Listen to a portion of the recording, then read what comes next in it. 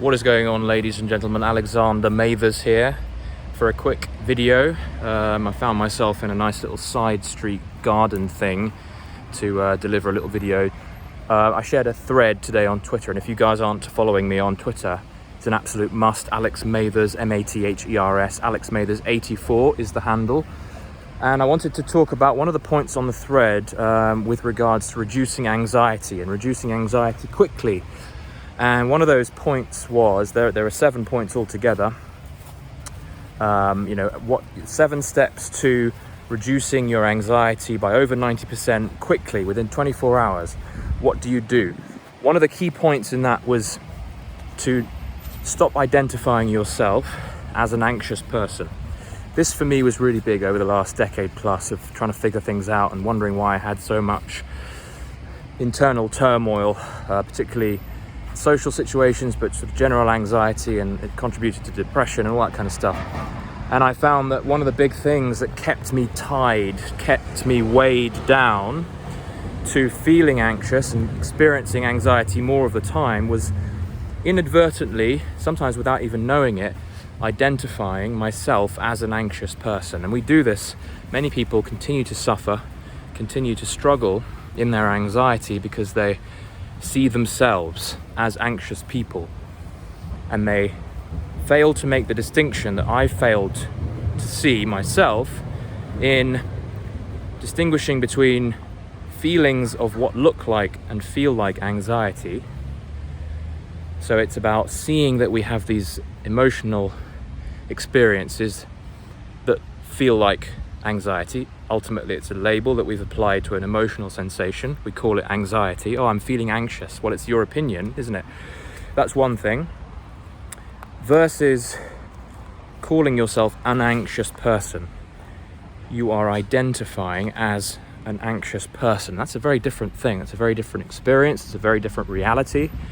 And it's a much heavier reality when we can say, and when we do say, I'm an anxious person, that's my story.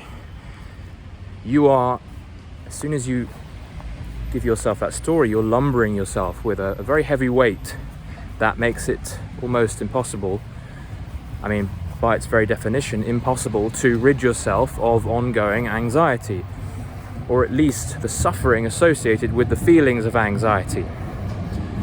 So that's a really huge realization that I just wanted to sort of put in front of you guys today, is take note and become aware of the degree to which, the extent to which you are identifying with an anxious personality.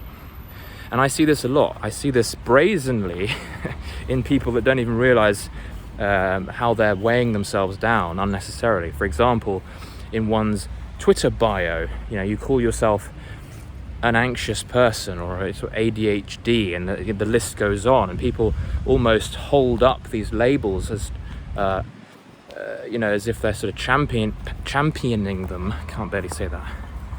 And becoming identified with these attributes that they, in this strange modern world, take pride in, without realizing that you're actually shooting yourself in the foot with every label that you apply to yourself and hold it up as a prize. You're not doing yourself any favors. So I want to encourage you guys to think about how you are identifying with a mental illness that you needn't identify with.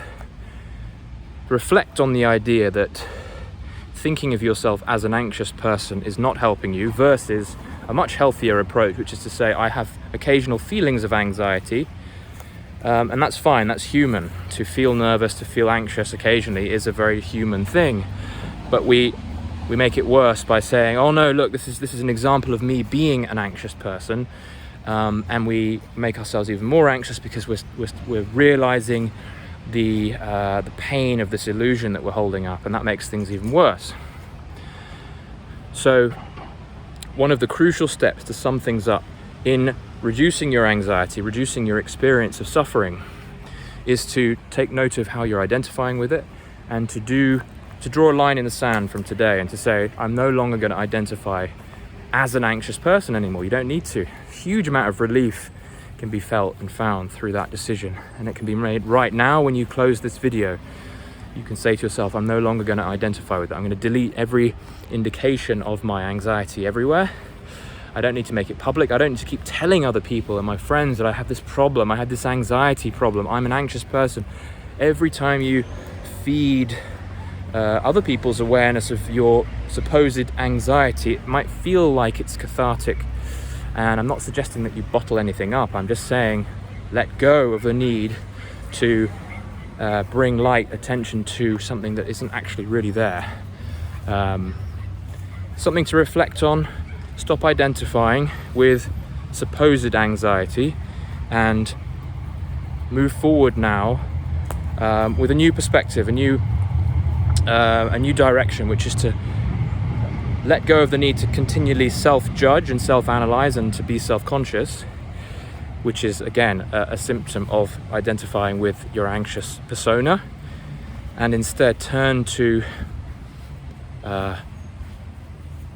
creating success for yourself in your life, pursuing all those projects that you've held off because you've been so wound up in the anxious idea. And one of the most powerful elements in that is to go out and make other people feel better. Suddenly you're a leader, you're no longer a victim. You're a leader and you're guiding people to their own joy, their own calm. I'm going to leave you with that, guys. If that was useful, do drop a like, do subscribe if you haven't already, and do leave a comment. Anything that you want to say, even if it's not a question, just leave it down below. Always keen to read what you've got to say. Signing out, guys. Take care.